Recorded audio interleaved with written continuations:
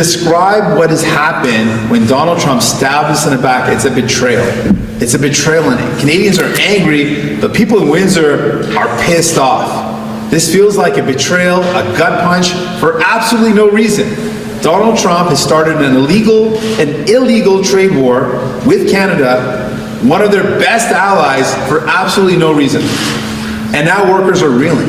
There's workers that are going into the work right now and wondering if their line pauses, will it shut down actually permanently?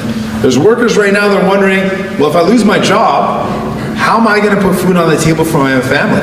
How am I going to keep my home?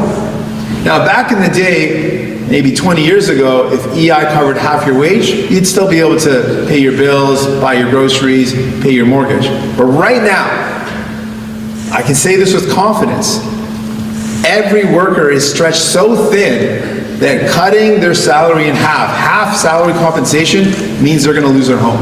They're not going to be able to afford to pay their bills. They're not going to be able to put food on the table. And so this is what we got to do. We got to fight back. We got to fight back and defend our country. Step number one is, if any business thinks they can take the manufacturing equipment in any factory here in Windsor or across this country, they think they can take any equipment out of it, they got another thing coming. Not a single piece of equipment should be taken out of any of our companies here in this country. We invested in that equipment. Canadians invested in that equipment. We're not going to let a single piece of equipment, a single piece of manufacturing equipment leave this country. Secondly, and we got to be very clear about this, while these tariffs are in place, no company should think they could sell here in Canada if they don't have a footprint here in Canada.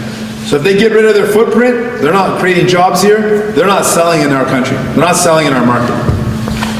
We also have to make it very clear that as a nation, as a country, we're going to take care of our workers.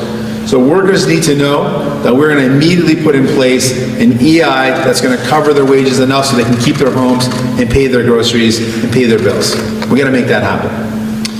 And to incentivize, what we need to do is we need to build Canadian, we need to buy Canadian, and we need to drive Canadian. So we gotta retool our manufacturing sector so we can build vehicles entirely, tailpipe to headlight, in our country.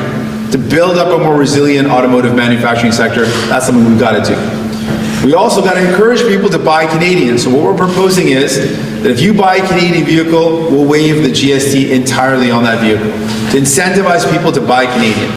Jagmeet recently vowed to fight back against Donald Trump's tariff on calling Trump a bully who responds only to urge Canada to retaliate, including blocking critical mineral exports to the US. Pushing for Parliament to reconvene and prioritize protecting Canada workers.